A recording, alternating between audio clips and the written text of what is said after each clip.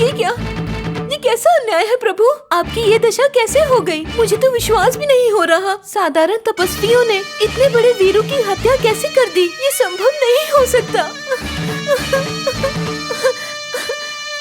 महाराज, महाराज, महाराज, आप मिट्टी में पड़े हुए हैं। मुझे तो विश्वास ही नहीं हो रहा। महारानी को क्या उत्तर दूंगी? आप तीनों ने यहाँ इतनी सरलता से अपने प्राण खो दिए।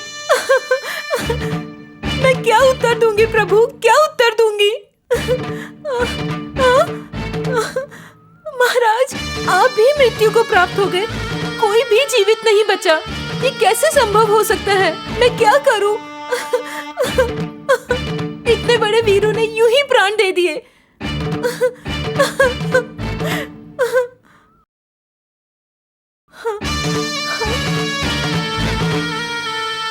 तुम पापी हो। तुमने पहले ही हमारी राजकुमारी की नाक काट दी और उनके भ्राताओं ने तुमसे न्याय मांगा तो तुमने उनके भी प्राण ले लिए। स्मरण रहे, मैं राजमहल में जाके सबको बता दूंगी।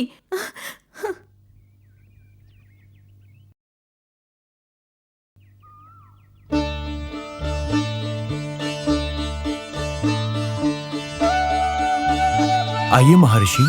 राम, लक्ष्मण, हम दोनों की ओर से हमारा प्रणाम स्वीकार कीजिए। जीते रहो, जीते रहो। क्यों राम, पंचवटी में आते ही शत्रु के साथ आपका सामना हो गया ना? जी हाँ महर्षि, अभी यहाँ पर जो कुछ भी हुआ मैं जानता हूँ। जो होना चाहिए था वही तो हुआ है। राम, आपने जो किया है वो केवल दुष्ट का अंत नहीं है, बल्कि शिष्टता का पालन भी है। महर्षि, ये आप क्या कह रहे हैं? तनिक उधर देखो।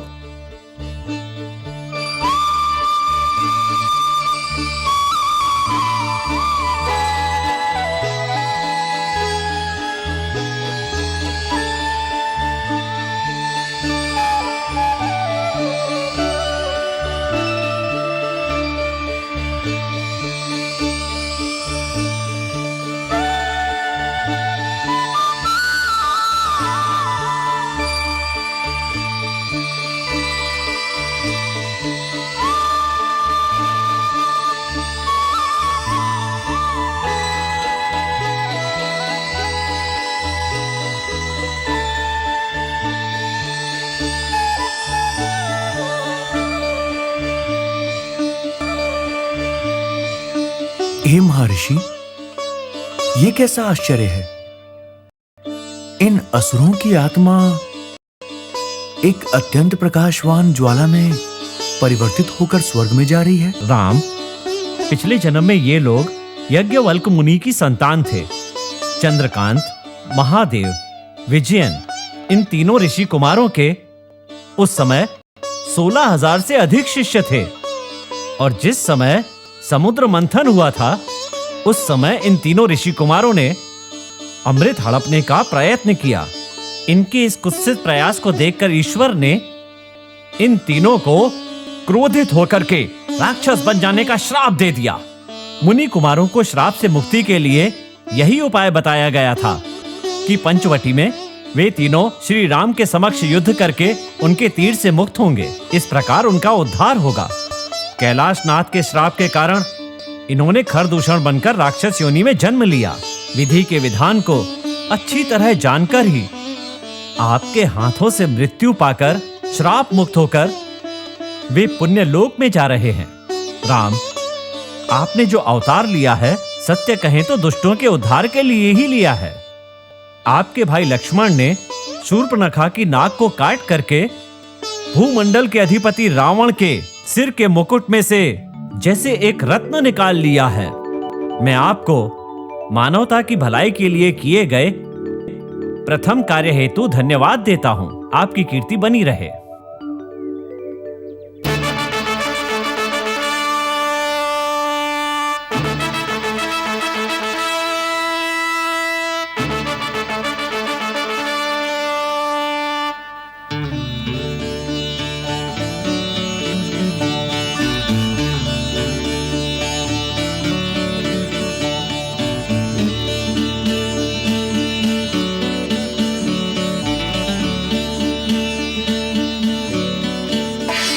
सभी राज्यों में जीत हासिल करने वाले, 100 हाथियों को पराजित करने का बल रखने वाले, सभी राज्यों में अपना झंडा लहराने वाले, महावीर मंडलेश्वर ईश्वर का पाठ पढ़ने वाले भक्त हैं ये। महावीर को अपनी तपस्या से प्रसन्न करने वाले, कैलाश पर्वत को हाथ में उठाकर पराक्रम करने वाले, भगवान के साथ सीधा संपर्क करने वाले हमारे लंकेश्वर आ रहे हैं, आ रहे हैं, आ रहे हैं।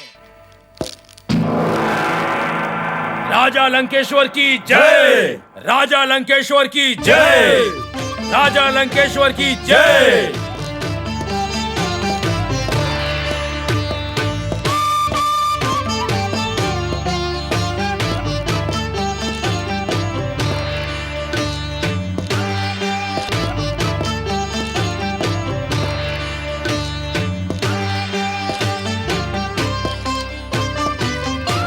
लंकाधिपति महाराज रावण को इस मगोतर का प्रेम पूर्वक प्रणाम।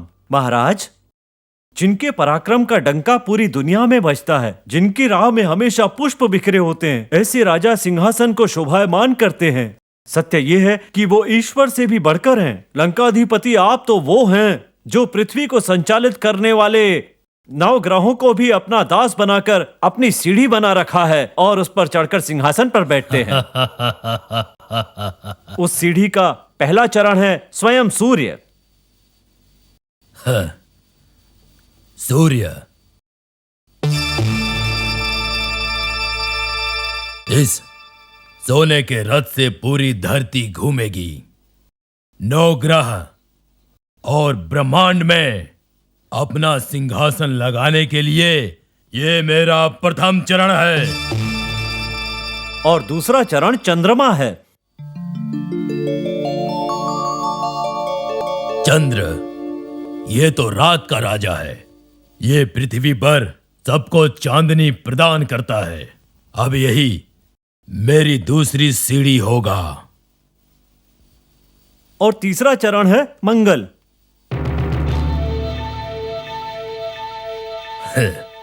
मंगल, ये बहुत गौर वर्ण का है, अति सुंदर।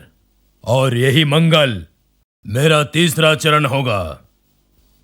और चौथा चरण है बुध। बुध, ये कवि है, ज्योतिषी है। दुनिया इसकी प्रशंसा करती है।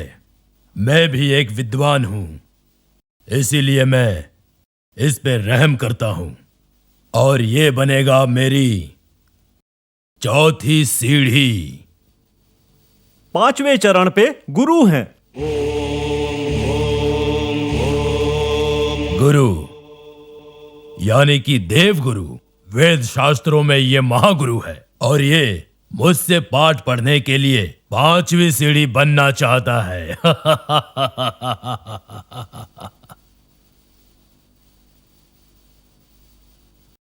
छठे चरण पे शुक्राचार्य नाम का ग्रह है। शुक्राचार्य ये असुरों के गुरु हैं, इसलिए ये छठी सीढ़ी पर रहकर हमारी शोभा बढ़ाएंगे। 7वां चरण है शनि देव। 7वीं सीढ़ी पे पट्टी बांधे खड़ा हुआ ये शनि है। ये हमें आदर नहीं दे रहा है। क्यों? प्रभु, ये शनि वक्र दृष्टि रखने वाला है। यदि इसकी दृष्टि पड़ जाए तो बहुत कष्ट उठाने पड़ते हैं, इसलिए इसकी आंखों पर पट्टी बांध दी गई है। मगोदर, वो शनि है तो मैं भी महादेव के कैलाश पर्वत को उठाने वाला रावणेश्वर हूँ। मेरे बल के आगे इस शनि का बल कहीं नहीं टिक पाएगा। खोल दो इसकी पट्टी। भाई,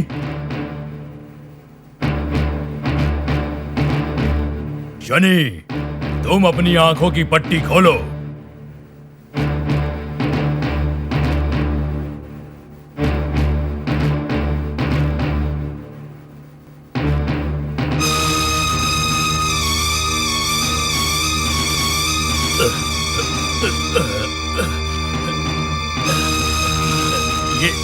ये क्या? इसकी दृष्टि में इतना तेज कैसे?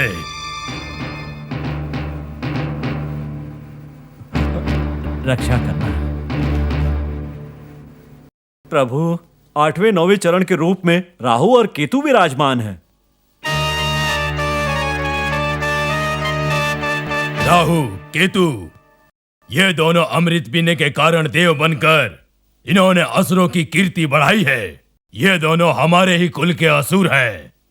गुणों में मेरी ही तरह है और सूर्य और चंद्र जैसे देवों के शत्रु हैं। किंतु ये देव है, इसलिए ये दोनों भी मेरी सीढ़ी बनेंगे।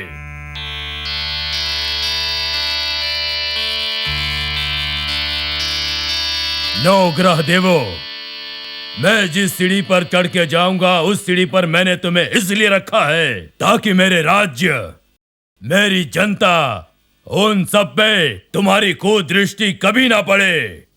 आज से तुम लोग मेरे आदेशों का पालन करोगे और अपनी कृपा दृष्टि सब पर बनाए रखोगे। ये मेरा आदेश है।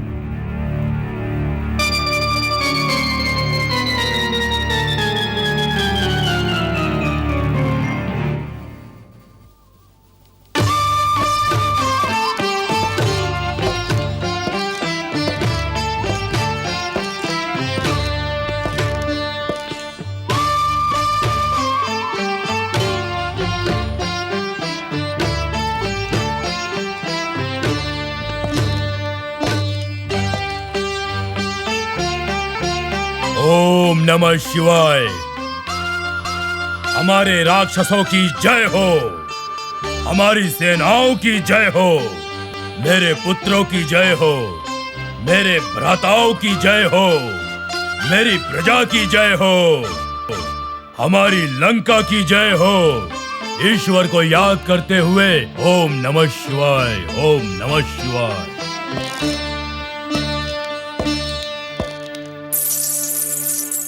महाराज लंकेश्वर की जय हो, जय हो, जय हो। महाराज रावण की जय हो, जय हो, जय हो। लंकेश्वर महाराज की जय हो, जय हो। मेरी कीर्ति और मान मर्यादा को बढ़ाने वाले माल्यवान जी, मेरी मौसी के बेटे जिसने मेरे राज्य को सुचारू रूप से चलाने में मेरा साथ दिया, ऐसे मेरे मंत्री मगोदर, मेरे कंधे से कंधा मिलाने वाला कुंभकर्ण, मेरे वीर और प्यारे भाई विभीषण, इंद्र को जीतकर उसे लंका में बंदी बना के रखने वाला मेरा पुत्र इंद्रजीत, मंत्रियों, सेनापतियों, वीरों, आप लोगों ने आज तक जो सहयोग मुझे दिया, ऐसा ही सहयोग सदैव मुझे देते रहना। क्या हुआ? शूर्पणखा, ये देखिए अपनी बहन की हालत देखिए। शूर्पणखा, ये क्या हुआ? भ्राता, किसने तुम्हारी नाक काटी? कोई अयोध्या के राजा दशरथ के पुत्र हैं, राम और लक्ष्मण। उन्होंने ही मेरी ये दशा की है और वो हमारे जल स्थान पर रह रहे हैं। अच्छा बहन, राम लक्ष्मण ने तुम्हारी ये दशा क्यों की? तुमने क्या अपराध किया? भ्राता, वो अनाधिकृत प्रकार से हट करके हमारी पंचवटी में हमारी अनुमति के बिना रह रहे हैं और न ही हमें सूचित किया। बस यही बताने के लिए मैं उनके पास गई थी और उन्होंने मेरा तिरस्कार कर दिया। भ्राता श्री, क्या कहा? इसी कारण उन्होंने ऐसा किया? वो लोग महाराज के पुत्र हैं, तो फिर वो वन में क्यों भटक रहे हैं? उन्हें अपने राज्य में रहना चाहिए था। वो लोग बहुत अहंकारी हैं और स्वयं को शक्तिशाली समझते हैं। तुम सब लोगों की अधिपति रावण ईश्वर की बहन हो। तुमने ये बात उन्हें बताई थी क्या? हाँ भ्राताश्री, आपका नाम, ख्याति, गौरव, पराक्रम सब बताया था, किंतु उनके ऊपर कोई प्रभाव नहीं पड़ा। क्या? जिस रावण का नाम सुनकर संपूर्ण लोग भय से थर थर थर थर कांपते हैं, ऐसे पराक्रमी महावीर इस रावण का नाम सुनकर भी उन्होंने ऐसा कृत्य किया? हाँ भ्राताश्री, उस दंडकारण्य में उन्होंने महेंद्र और सुबाहु दोनों का वध किया है, इसलिए कोई उनका सामना नहीं करना चाहता। सब भयभीत है उनसे। उनका अहंकार उनके सर पे चढ़कर बोलता है। वो किसी का सम्मान नहीं करते, जल स्थान पर अपना आधिपत्य जमा रखा है। और जब मैंने उनसे कहा तो उन्होंने क्या कहा? वो हमारे असुर कुल के बारे में अदरगल बकने लगे। कहने लगे असुर क्रूर है, मूर्ख है और वो असुर कुल को समाप्त करेंगे। मैं ये सब कैसे सुन लेती भ्राता? क्या असुर लोग को समाप्त करेंगे ऐसा कहा उन्होंने? और इसीलिए उन्होंने तुम्हारी नाक काट दी। तुम अपनी कटी हुई नाक लेकर यहाँ क्यों भाग के आ गई? क्या तुम्हें पता नहीं था कि थोड़ी ही दूरी पे कर्ण रहता है? अगर तुम उसके पास चली गई होती तो वो उनसे युद्ध करके उन्हें कब का काल के गाल में भेज चुका होता। मैं गई थी भ्राता, मैं उनके पास गई थी और वो लोग भी उनसे युद्ध करने के लिए गए, लेकिन उन्होंने मेरे सभी भ्राताओं को खर, दूषण, त्रिशरण सभी को मार डाला, सबका वध कर दिया। भ्राता, आप ही बताइए भ्राताश्री, मैं कहाँ जाती? क्या ब्रह्मा की वाणी को झूठा करके उन लोगों ने मेरे ही समान मेरे भाइयों को मार डाला? अपमान, अपमान, घोर अपमान। मगोदर, प्रभु, उनके साथ क्या करना चाहिए? उन्होंने शूर्पणखा का अपमान किया है। यही बताएंगी कि उनका क्या करना है। करना क्या है? जितना शीघ्र हो सके उन दोनों से मेरा सम्मान वापस लेके आइए। भ्राता, उन मुनियों में एक राम है, जिनकी एक अद्वितीय सुंदर पत्नी भी है, जो साक्षात देवी दिखती है। सीता नाम है उसका। सीता नाम तो बहुत सुंदर है। केवल नाम ही नहीं, उसके गुण भी अति सुंदर हैं। साक्षात नारायणी दिखती है वो। मैंने तो ऐसी नारी पहले कभी नहीं देखी भ्राता। सीता अति सुंदर है। देखने में सुंदर है क्या? हाँ भ्राता, सीता सौंदर्य से परिपूर्ण है। उसे देखकर तो ऐसा लगा कि उसे मेरे भाई के महल की शोभा बढ़ानी चाहिए, लेकिन उसका दुर्भाग्य तो देखो, उस वनवासी की भार्या बनी बैठी है वो, जबकि उसे तो आपकी दासी होना चाहिए। भ्राता, क्या आप भी वही विचार कर रहे हैं जो मैं कर रही हूँ? क्यों ना हम कोई ऐसी योजना बनाएं जिससे वो इस महल में आ सके?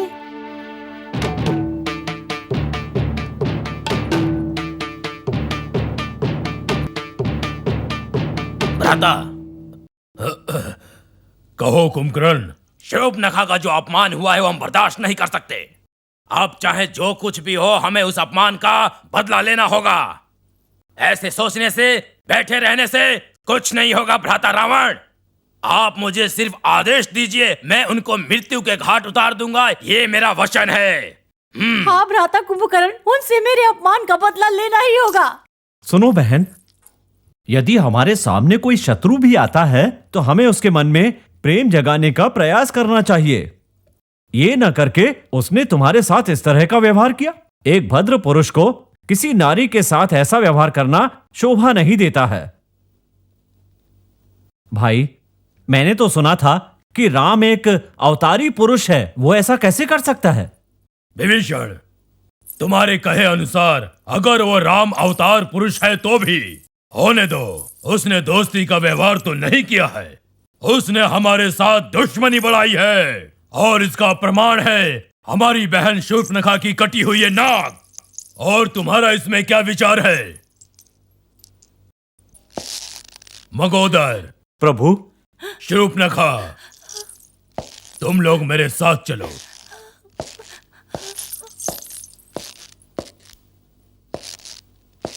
माल्यवान जी, कुछ अजीब सा लग रहा है मुझे। भ्राता रावण पर भगवान शनि की कुदृष्टि पड़ गई है, क्योंकि उसी समय शूर्पणखा ने आकर के भाई के मन में राम और लक्ष्मण के प्रति शत्रुता की भावना को उत्पन्न कर दिया। इसका परिणाम कहीं समय व्यर्थ न करके परिणाम की प्रतीक्षा करो।